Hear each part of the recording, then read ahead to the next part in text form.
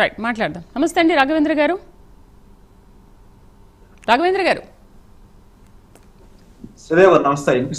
Right, ఏంటి ఎన్నికలకు ముందు నుంచే అంటే మీరే అధికారంలోకి వస్తారు అన్న ధీమాతోని ఒక ప్లాన్ ఆఫ్ యాక్షన్ రెడీ చేసుకున్నారా ఏంటి? ఎందుకంటే రాష్ట్రంలో ఇవాళ ప్రత్యేక పరిస్థితులు నెలకొన్నాయి. చంద్రబాబు పాలనలో కలియుగ రాజకీయాలు మనం చూస్తున్నాము.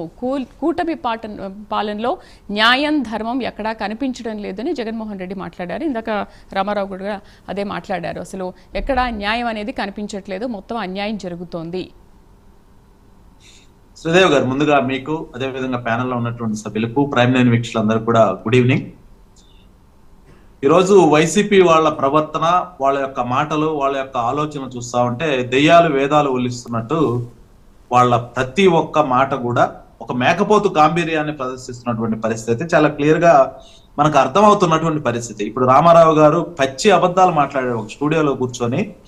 ఒక పార్టీ ప్రతినిధిగా వచ్చినప్పుడు కొద్దో గొప్ప అన్న ప్రతిపక్షాన్ని చేసే పనులకి ఏం చేస్తున్నారు ఏం చేయట్లేదని ఒక అవగాహన కూడా లేకుండా పచ్చి అబద్ధాలతో ఆయన ఇప్పుడు ఏదైతే మాట్లాడాయో చూస్తామో చాలా బాధాకరమైన విషయం. ఇటువంటి వ్యక్తుల్ని మనం ఒక పార్టీలో పెట్టుకొని ఆ పార్టీ చేసే ఫేక్ ప్రచారం, అంటే ఈ వైసీపీ అనేది ఒక ఫేక్ పార్టీ, వాళ్ళు చేసే ప్రచారాలే ఫేక్ ప్రచారాలు, వాళ్ళ టీవీ చూపించేదే ఫేక్, వాళ్ళ ఛానల్లో. రాఘవేంద్ర గారు, మీరు కూటమి పాలనలో ఉన్నారు కాబట్టి మీ పార్టీ గురించి మీరు పాజిటివ్ గా ఎలా మాట్లాడతారో ఆయన ఆ పార్టీ గురించి కూడా పాజిటివ్ గా అలాగే మాట్లాడతారు. నిజంగా న్యాయం జరుగుతుందా అన్యాయం జరుగుతుందనే విషయాన్ని చూపిస్తున్నారు. పార్టీకి సంబంధించి ఆయన మాట్లాడచ్చు, నేను కాదనలేదు. అయితే ఆయన ఏం మాట్లాడాడు? మహోత్తరమైనటువంటి జగన్మోహన్ రెడ్డి తెచ్చినటువంటి కార్యక్రమాలు అంటారు. రాష్ట్రంలో లిక్కర్ స్కామ్ ఏదైతే లిక్కర్ కి సంబంధించినటువంటి పాలసీని ఈ ప్రభుత్వం మార్చి రాష్ట్రంలో కొత్త తరహా స్కామ్ కు తెరలేపారంట. కొంచెమైనా లిక్కర్ స్కామ్ ఏ విధంగా జరిగింది, లిక్కర్ స్కామ్ వల్ల రాష్ట్రం ఏ విధంగా ఇబ్బంది పడింది, రాష్ట్రంలో ప్రజలు ఎంతమంది చనిపోయారు, రాష్ట్రంలో ఎన్ని కుటుంబాలు ఈరోజు హాస్పిటల్లో మగ్గిపోతున్నాయి అన్న విషయం మీద అవగాహన ఉన్నట్లయితే వైసీపీ చేసినటువంటి లిక్కర్ స్కామ్ కి ఇప్పుడు ప్రజెంట్ ఉండే లిక్కర్ స్కామ్ కి సంబంధించి తేడా తెలిసిన వ్యక్తి అయితే అసలు ఆ మాట మాట్లాడు. ఎందుకంటే ఈ రోజు మేము లిక్కర్ స్కామ్ గురించి ప్రతిదీ కూడా ట్రాన్స్పరెంట్ గా పెట్టాం. మాన్యువల్ ట్రాన్సాక్షన్ తో పాటు కూడా డిజిటల్ ట్రాన్సాక్షన్స్ తీసుకొచ్చాం. గతంలో వీళ్ళు వాళ్ళ సొంత ప్రయోజనాల కోసం అస్సలు ఏవైతే మొత్తం మాన్యువల్ ట్రాన్సాక్షన్స్ పెట్టేసి ఆటోమేటిక్ ట్రాన్సాక్షన్, ఇప్పుడు యూపీఐ పేమెంట్స్ ఇవన్నీ కూడా తీసిపడేసి వాళ్ళు జోబులు నింపుకున్నటువంటి పరిస్థితి ఈ రోజు మనం. లిక్కర్ స్కామ్ ఏమీ జరగలేదని మాట్లాడుతున్నారు, మీరు ఇవన్నీ మాట్లాడుతున్నారు. మరి ఇప్పుడు ఎంఆర్పీకి మించిన అక్రమం అనే మాట ఎందుకు వచ్చింది? ఎంఆర్పీకి మించిన అక్రమం, దాని గురించి ఏమంటారు? శ్రీదేవ్ గారు, మనము చాలా డిబేట్లు చేసాం ఇదే లిక్కర్ స్కామ్ కి సంబంధించి. వచ్చిన ప్రతి ఒక్క వైసీపీ ప్రతినిధి కూడా మీరు నిరూపించండి, మీరు అది చూపిండి, ఇది చూపిండి అని మాట్లాడుతున్నారు, తెల్లారి పారిపోతున్నారు. అంత మించి కొత్తగా ఏమి లేదు ఇక్కడ. ఎందుకంటే ఇక్కడ లిక్కర్ స్కామ్ కు సంబంధించి సపరేట్ సిట్ ఒకటేసి సిట్ చేయాల్సిన పని సిట్ చేసుకుంటా పోతుంది. దానికి సంబంధించినటువంటి ప్రతి ఒక్క ఆధారాన్ని కూడా ఈ రోజు బయట పెట్టి చూపిస్తున్నటువంటి పరిస్థితి చాలా క్లియర్ గా మనకు తెలుసు. అయితే ఈరోజు జగన్మోహన్ రెడ్డి గారు కొత్తగా ఆయన ఈ మధ్య ఆంజనేయ స్వామి బొట్లు పెట్టి వచ్చి లేని భక్తిని చూపిస్తూ తిరుపతికి కూడా తిరుమల దర్శనానికి కూడా వెళ్ళినటువంటి వ్యక్తి ఆంజనేయ స్వామి బొట్లు కొత్తగా పెట్టేసి బయటకు వచ్చి ఏం మాట్లాడుతున్నాడు అంటే ఆయన నీతులు చెప్తున్నాడు. చట్టాన్ని గౌరవించాలంట, న్యాయ వ్యవస్థ మీద నమ్మకాలు లేవంట. వీళ్ళు మాట్లాడుతూ ఉంటే చాలా ఇప్పటికైనా మీరు ఇప్పటికైనా సంతోషించండి. అంటే బొట్లు పెట్టుకుంటున్నారు, అది పెట్టుకున్నారు, గుళ్ళకి వెళ్తున్నారు అని అంటే వెళ్ళొద్దా ఏంటి? ఓకే, వెళ్ళారు. సమాజంలో ఏం జరుగుతుంది, రాష్ట్రంలో ఎటువంటి అన్యాయం జరుగుతుంది దానిపైన ఎలుగెత్తి మాట్లాడుతున్నారు. ప్రజల మీద లేని ప్రేమను చూపించొద్దు అని చెప్పేసి, ప్రజల్ని మభ్యపెట్టే ప్రయత్నం చేయొద్దు అని చెప్పేసి మేము చెప్తా ఉన్నాం. ఎందుకంటే వీళ్ళకి కులాలు, మతాలు, పార్టీలు, ప్రాంతాలు వీటన్నిటితో ఏదైనా సరే వీళ్ళకి సంబంధం లేదు. వీళ్ళకి కావాల్సింది రాష్ట్రంలో అరాచకాలు, దౌర్జన్యాలు, దోపిడీలు ఇవన్నీ కూడా చేయాల్సినటువంటి పరిస్థితి. ఎందుకంటే ఇదే జగన్మోహన్ రెడ్డి గారు ఆంధ్రప్రదేశ్ రాష్ట్రంలో ప్రజాస్వామ్యాన్ని, గణతంత్ర రాజ్యాన్ని, సామ్యవాదాన్ని, లౌకికవాదాన్ని మొత్తాన్ని తొంగలో తొక్కిపడేసి రాష్ట్రంలో రాజారెడ్డి రాజ్యాంగాన్ని నడిపినటువంటి వ్యక్తి జగన్మోహన్ రెడ్డి గారు.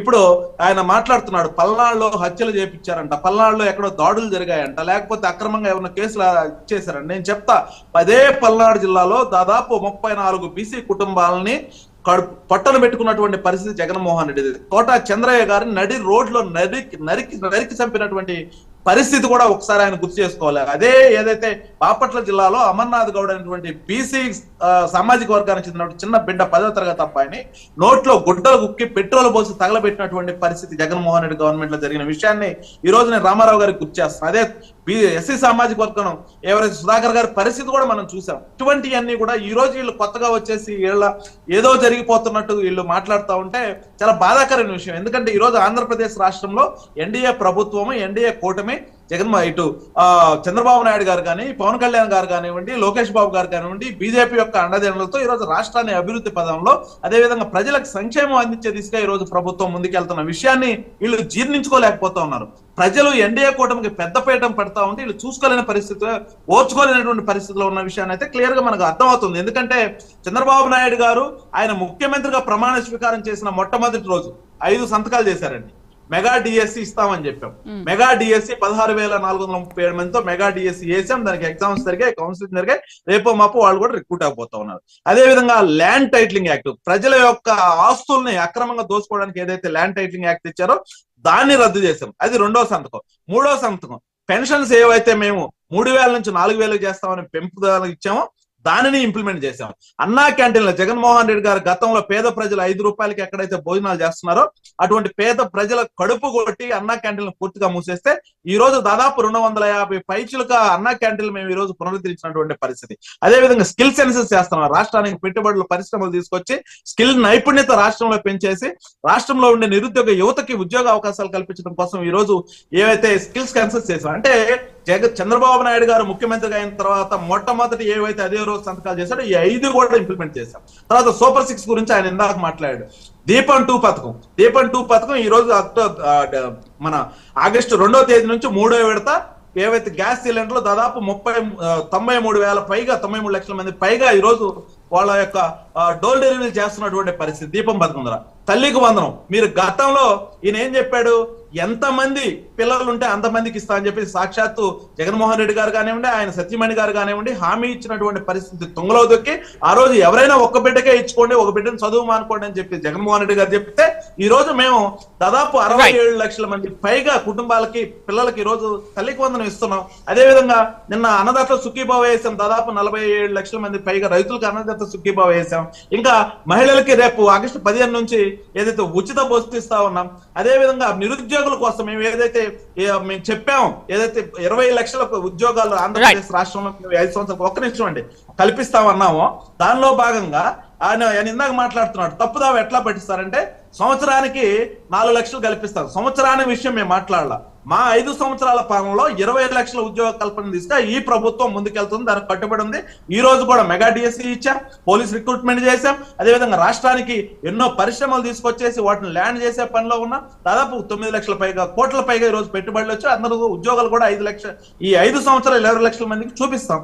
అదేవిధంగా ఏదైతే ఆడబిడ్డని ఇదని చెప్పేసి మేము చెప్పామో దాన్ని కూడా P4 కి లింక్ చేయబోతాం. ఈ P4 ద్వారా రాష్ట్రంలో ఉండే మహిళలందరికీ కూడా ఏదైతే మేము హామీ ఇచ్చాం దాని ప్రకారంగా అందరూ కూడా లబ్ధి చేకూరుతుంది అన్న విషయాన్ని అయితే గుర్తు చేసుకోవాలి. ఒకటి రామారావు గారు గుర్తు చేసుకోవాలి, మేము అధికారంలోకి వచ్చి ఇంకా 5 సంవత్సరాలు కాలేదు, 1 సంవత్సరం 4 నెలలు అయింది. కాబట్టి మీరు కొంచెం టైం ఇవ్వాలి. ఇప్పుడు ప్రభుత్వం ఏం చేసింది, ఏం చేయలేదు, మీరు పెట్టిపోయిన బకాయిలన్నీ కట్టిన విషయం కూడా మీరు గుర్తు చేసుకోవాలి. కాబట్టి రాష్ట్రంలో జగన్మోహన్ రెడ్డి గారిని నమ్మే పరిస్థితులు అయితే ప్రజలు లేరు. ప్రజలు ఏకపక్షంగా ఈ రోజు ఎన్డీఏ కూటమికి పెద్దపీఠం కట్టేసి ఆయన ఇందాక ఈవీఎంల గురించి మాట్లాడాడు. గతంలో వాళ్ళు 151 సీట్లతో అధికారంలోకి వచ్చినప్పుడు అప్పుడు ఈవీఎంలే కాదేమో వాళ్ళకి గెలిపించింది. కాబట్టి ఇటువంటి తప్పుడు మాటలు, తప్పుడు ఆలోచనలు, ప్రజల్ని మభ్య పెట్టాలనే వంకర బుద్ధి ఇప్పటికైనా మాట్లాడుకొని వాళ్ళ నాయకుడిని అసెంబ్లీకి రమ్మనండి, ప్రజా సమస్యల్ని అసెంబ్లీలో మాట్లాడమని చెప్పండి. ప్రజల్లోకి వెళ్ళి జనాలను రెచ్చగొట్టేసి సొంత పర్సనల్ సెక్యూరిటీ పెట్టుకొని ప్రజలను రెచ్చగొట్టి ప్రజల ప్రాణాలు తీసి రాష్ట్రంలో లా అండ్ ఆర్డర్ దెబ్బతీయద్దు. ఇప్పుడెప్పుడే మన రాష్ట్రం ఆర్థికంగా బలోపేతం అవుతుంది, పక్క దేశాలన్నీ పక్క రాష్ట్రాలన్నీ మన వైపు చూస్తున్నాయి, దానికి కట్టుబడి ఉన్నది తప్ప రాష్ట్రం యొక్క బ్రాండ్ ను దెబ్బతీసే పనులు అయితే మీరు చేయొద్దని చెప్పేసి ఈ సందర్భంగా వైసీపీ వాళ్ళకి, వైసీపీ ప్రతినిధులకి, వైసీపీ అధినాయకుడికి నేనైతే మనవించుకుంటా ఉన్నా. రైట్.